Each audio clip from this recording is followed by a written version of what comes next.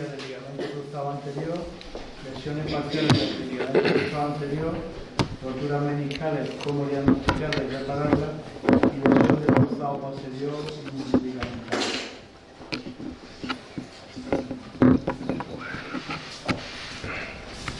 Ahora, bueno, ya habéis visto que el doctor Pérez Carro tiene mucho que contar.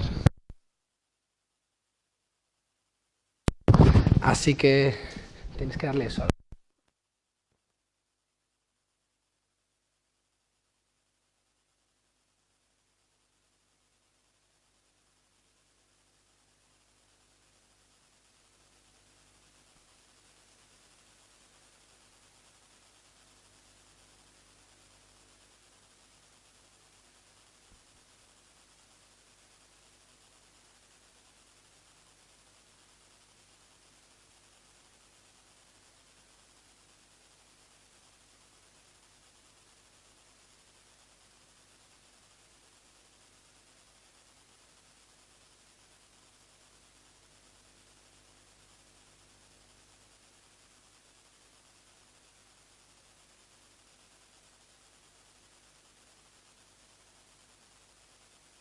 La banda iliotibial y dándole una vuelta alrededor. Pero sus resultados eran muy malos, no por su idea, sino porque la fijación era muy mala y no soportaba las cargas de la rodilla. La evolución de la cirugía del ligamento cruzado en los últimos años ha sido muy grande. Esto lo publicamos en el 2009, si queréis también tenéis el artículo en la página web y así no me entretengo. Pero básicamente, ¿cuál ha sido la evolución en uno de los mejores centros del mundo? Bueno, pues en los 80 se hacía cirugía abierta. En los 90 empezaron con la artroscopia, pero colocaban el ligamento cruzado anterior en el fémur completamente fuera del sitio. Luego empezaron con el doble fascículo y entonces uno estaba en su sitio pero el otro no. Se consiguió desarrollar la técnica y ahora, curiosamente, vuelven a hacer un solo fascículo en vez de dos fascículos, pero la intención de todo es intentar ser lo más anatómico posible. Y la lección es seguir la anatomía, porque en realidad lo que intentamos es restaurar la anatomía. ¿Qué es lo más importante ahora? Bueno, pues intentar colocar los túneles, tanto el femoral como el tibial, de forma independiente, que antes no se hacía así. Y como habéis visto, los sistemas de fijación han evolucionado tanto que ahora nos permiten que yo a un paciente lo opero y ese mismo día o al día siguiente se va andando a su casa. Puede soportar la plastia que le he puesto, la fuerza de la pierna. Bueno, estos son temas más quirúrgicos, pero esta es la técnica clásica. Se llama técnica transtibial porque primero se hace un agujero en la tibia y a través de ese agujero se hace un agujero en el fémur.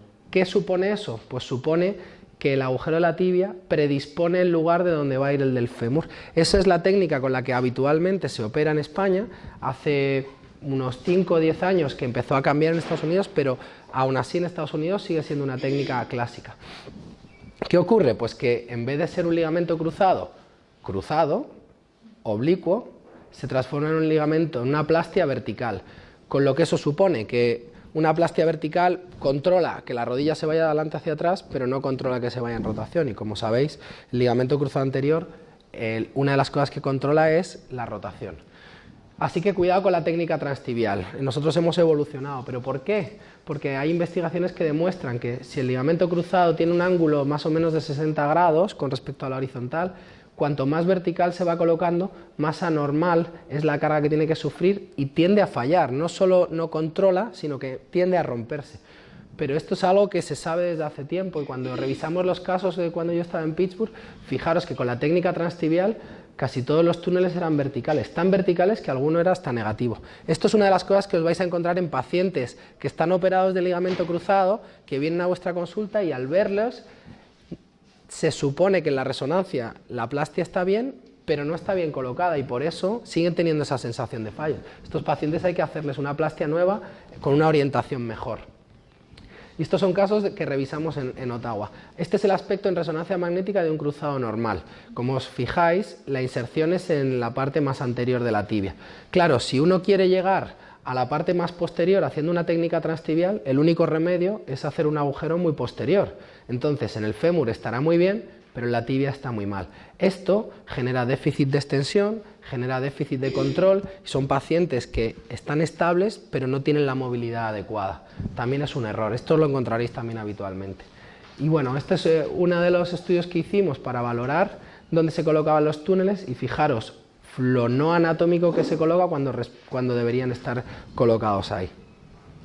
Todo esto es interesante, ¿por qué? Porque conociendo la anatomía, sabiendo precisamente dónde hay que colocar los túneles, podemos ir un poco más allá. Habéis visto, como el doctor Pérez Carro habla de precisión, hay que ser lo más preciso posible, hay que intentar ser lo más anatómico posible. Bueno, pues hay muchas roturas del ligamento cruzado que no son roturas completas, y en general los cirujanos lo que hacen es quitar el ligamento entero y poner un ligamento nuevo. ¿Por qué es tan importante preservar lo que queda? Bueno, pues porque las roturas son bastante frecuentes, en general progresan a roturas completas, pero lo más importante para nosotros es que preservando esa banda que se ha quedado, preservamos la vascularización, la inervación y la propiocepción, y con eso el paciente tiene mejor capacidad para controlar la rotación y para coordinar. Bueno, como he dicho, hay conceptos anatómicos isométricos, para nosotros lo importante es ser independiente a la hora de colocar los túneles. Cada uno, poder colocar el túnel femoral donde uno quiera, el túnel tibial donde uno quiera, pero no depender el uno del otro. Bueno, ¿cómo diagnosticamos una rotura parcial? Generalmente la banda anteromedial se diagnostica con el Lachman. Entonces el típico Lachman, que no es tan largo como habitualmente, que tiene un pequeño tope, pero que el paciente tiene inestabilidad. Para mí lo importante es la exploración clínica. En el ligamento cruzado anterior lo más importante es explorar con las manos, da igual lo que diga la resonancia. Y lo segundo más importante es lo que cuenta el paciente. Si el paciente no tiene síntomas de inestabilidad, es altamente probable que no necesite una cirugía, que lo que necesite es trabajar con readaptación y controlar mejor su coordinación. Bueno, esta es la famosa maniobra del pivot shift. Si veis esto, que al paciente se le subluxa la tibia ahí, y apretando se la reducimos, y así es como se ve en una artroscopia, eso es que una de las dos bandas o las dos no están funcionando. Esto es patognomónico de una rotura del ligamento cruzado anterior. Y en general, si es un pivot glide, no shift, o sea que desliza pero que no termina a salirse del todo, es que solo está rota la banda posterolateral. Es muy importante hacer resonancias adecuadas. Las resonancias tienen que estar, si el ligamento está torcido, pues los cortes tienen que estar torcidos. Entonces un corte de sagital perfecto no nos permite ver las dos bandas. Y esa es otra de las cosas por las que es muy importante tener buena relación con los radiólogos. Bueno, hay un montón de patrones de roturas parciales. Así es como se ve una rotura de la banda anteromedial y así es como se ve una rotura de la banda posterolateral. Si os fijáis, el muñón completamente avulsionado. Pero esto está mantenido y hay que intentar mantenerlo. Entonces hay cirujanos que esto deciden no operarlo porque creen que con esto va a ser suficiente y termina rompiéndose del todo, y otros cirujanos que deciden quitarlo todo para poner una plastia nueva. Bueno, mi opinión, y no solo la mía, sino la de la gente que se dedica a esto, es que cuanto más preciso eres, más puedes mantener esta banda, añadir una nueva y los resultados son mucho mejores. Aquí hay un vídeo de una de las cirugías, pero lo voy a pasar por temas de tiempo. Y vamos a hablar un poco de los meniscos. Bueno, esto es un corte anatómico. Como recordáis, el menisco externo tiene forma de C, el menisco interno de C y el menisco interno de O, perdón, al revés, y luego están en íntima relación con el ligamento cruzado anterior. Por lo tanto, una rotura del ligamento cruzado anterior puede llegar a avulsionar o a romper el cuerno posterior del menisco externo, que eso es algo muy habitual. No todas las roturas del ligamento cruzado anterior son quirúrgicas, pero las roturas de menisco que pueden ser suturables, todas son quirúrgicas.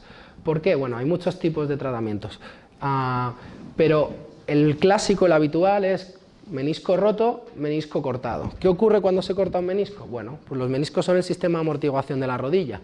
Si no hay menisco, no hay amortiguación. Si no hay amortiguación, el cartílago roza con el cartílago y se desgasta. Fijaros aquí el espacio que hay, fijaros aquí qué poco espacio hay. Eso es artrosis.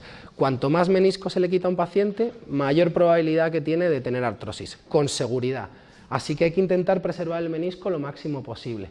¿Cómo lo hacemos? Bueno, pues si la rotura es muy pequeña, infiltramos con plasma rico en factores de crecimiento para que se cure. Hay muchas técnicas de reparación, las clásicas son abiertas, con agujas. La intención de todas las técnicas de reparación es que si hay una rotura, coserla y que eso siga manteniendo el efecto de absorción de choque. Hay un montón de técnicas, voy a pasar las clásicas y vamos a ir a las más modernas. Esta es la técnica más moderna que existe ahora mismo en el mercado en España. Es una aguja que implanta un sistema de sutura en uno de los lados de la rotura, luego llega, introduce otro sistema pequeño de sutura, que ahora veréis, a través de una pistola, todo esto se hace de forma artroscópica dentro de la rodilla.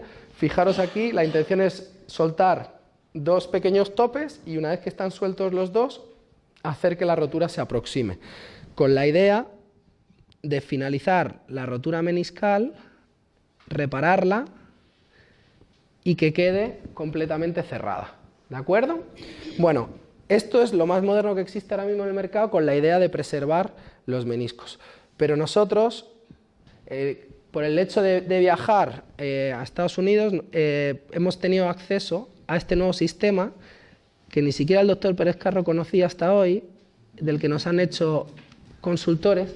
Y bueno, básicamente la idea es que es un sistema que permite hacer suturas de todo tipo, con lo cual es mucho más versátil y permite reparar roturas de menisco que antes no se podían reparar y que nos obligaban a cortar el menisco, con lo que ya habéis visto que supone, que es artrosis segura. Entonces es un sistema de muy bajo perfil que permite entrar y, accionando el gatillo, pasa a través de una aguja el hilo de sutura en el lugar que yo quiera. Por lo tanto, roturas radiales que antes no se podían reparar, se pueden reparar. Y roturas longitudinales como esta, que antes no se podían reparar, se pueden reparar.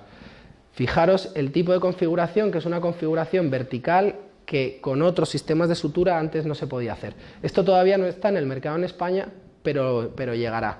Y para nosotros esto es un gran avance porque permite que los pacientes que antes no podían suturarse su menisco y había que quitarlo, ya no tengan el riesgo de artrosis. Bueno, este es mi mentor, Don Johnson, y él siempre me decía que tuviera cuidado con las modas. Como veis, esta era su forma de vestirse en los años 60. Siempre me decía que el 50% de lo que él sabía estaba probablemente equivocado o estaba pasado de moda, pero que su mayor problema era no saber identificar cuál de las dos partes se tenía que quedar. Así que la idea era mantener siempre la mente abierta, ser crítico con lo que yo digo, con lo que os diga cualquiera, con lo que diga la literatura, no hay por qué creérselo todo, y seguir aprendiendo. Para seguir aprendiendo hay que visitar otros centros como el de Freddy Fu y tener también consultores en cualquier lugar, incluido nosotros si lo necesitáis. Muchas gracias.